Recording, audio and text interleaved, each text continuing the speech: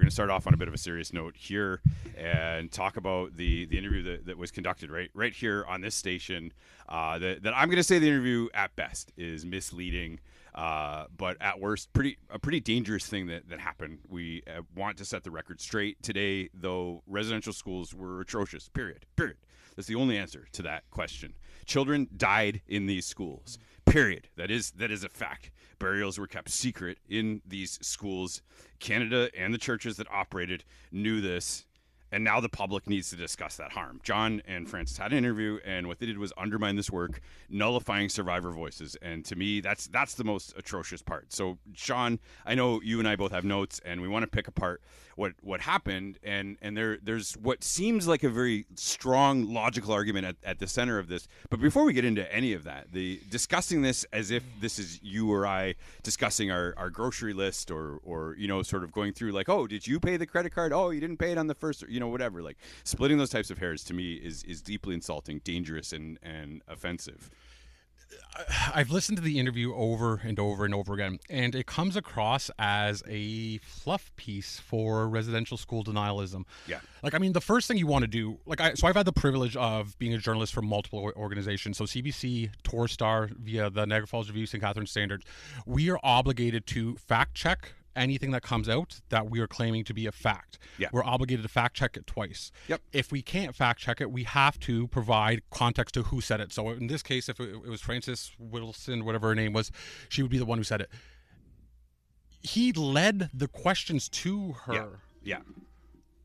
Which these are low-hanging softball questions that fits the narrative that she was trying to get through.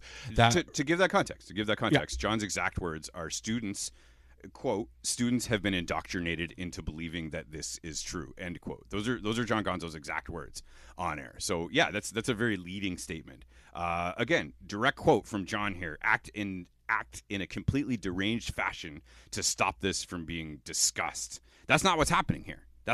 So I just wanted to, you were making a point about John leading the discussion with Francis, and about how they're now we're not a biased, like we're not an unbiased. We obviously have our perspectives, and we are encouraged to have editorial perspectives. This was an editorial perspective, but it was very leading and on a topic that I think is dangerous. So I don't know that we have a bias when this is a fact. Like, these are undeniably a fact. Yeah, like racism is racism. Racism is racism. Residential schools were wrong. 100%. Yeah. Stephen Harper apologized. He started his apology with, the intent of residential schools was to kill the Indian in the child. Yes. There was a cultural genocides that were committed, so on and so forth. Like, these aren't things that we should be debating.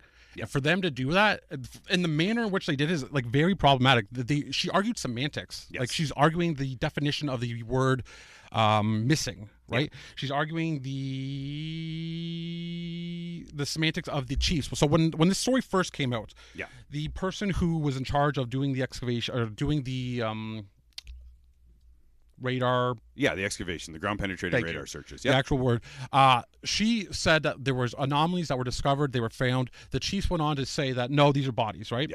That's a simple mistake. So for her to be catching on to that and following that through and through, like 5 years later, sorry, it's there's problems. So let me, I also have some notes here, and let's just start with, again, these are John's words, our host here on this very same network, and John says, quote, the false claim about the 215 children for which there is no evidence, end quote. So what a reasonable person might be, what they might surmise from that is like, nobody went and nobody has actually dug up a body in front of the Kamloops Indian Residential School. What's gross about that, though, and this is the part that sickens me, is if you have a fire, imagine if the three of us were in this station right now and there were a terrible fire that engulfed you, me, and our producer Jace to the point where our bodies were incinerated. Does that mean that we weren't in the building and that it never happened? Like, this is something that happened over 100 years ago. These are, if you watch the movie Sugarcane, what they talk about in the movie Sugarcane is that young women, girls, as soon as they were at the age where they're able to have babies, sometimes in some cases 12-year-old girls would be impregnated by officials that operated the church.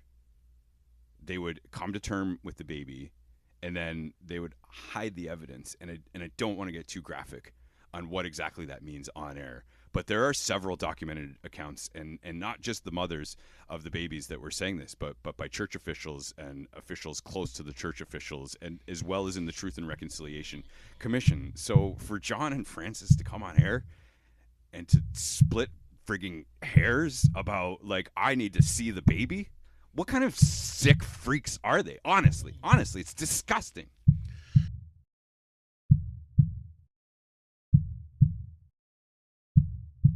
What more do we have to do? Like, I don't understand what our obligation is to society. My grandma, your grandma were taken. They had to go through these horrible atrocities that they had to go through.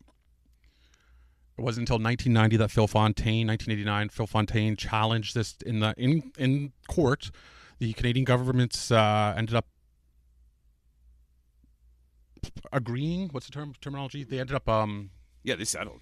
Yeah, thank you. They settled. Yeah. Because they settled, this is where the Truth and Reconciliation Commission comes through, right? Yep. So we agreed upon that. The Truth and Reconciliation comes out. They hire Maurice Sinclair to lead the findings. Don't give him enough time. Don't give him enough money. Yeah. He ends the report with saying, we believe that there's 2,000 to 4,000 people or children unaccounted for. Yeah. We believe that at a conservative level, those are the minimum. It could be as high as, I think, 10,000 he quoted. Yeah. What more do we have to do? Like, I don't understand what it is they need from us. Like, can we just believe survivors? Can we not? Like, can we not just believe survivors? Yeah. That's so you and I talked about this. We've got about a minute until we got to hit a pause here. You and I talked about this, and where we got stuck is it sounds reasonable. Like, I don't really want to give. I mean, you know, Gonzo's on the station and he's a right-wing guy and whatever. Like, he's going to do what he's going to do, right? Like, they're, you know, balance, blah, blah, blah. Like, I get it, right? Like, we're going to disagree on, you know, social conservative policies and fiscal policies and yada, yada, yada. But on residential schools, like, there's just no wiggle room on this. I'm unrelenting. Like, there's not a compromise here. It was terrible. It was genocide. It was bad. Same as the Holocaust, right? Like, we cannot dispute that. Holocaust denialism is very problematic and never happens across. It's illegal in Germany. Yeah. Right? So I don't understand why this interview happened here at this station, platforming a girl who's very problematic. She went to BC, Saskatchewan, Alberta. Yeah. Like, she's been halfway across the country spreading this BS, I guess you could say. Yeah. Simple facts here are that John Gonzo here at this radio station chose to platform not once but twice Francis Widdowson, who is a known residential school denier, and to make the editorial standpoint of One Dish One Mic clear, and this is an editorial standpoint, that there's no business for any media outlet to be platforming Francis Widdowson.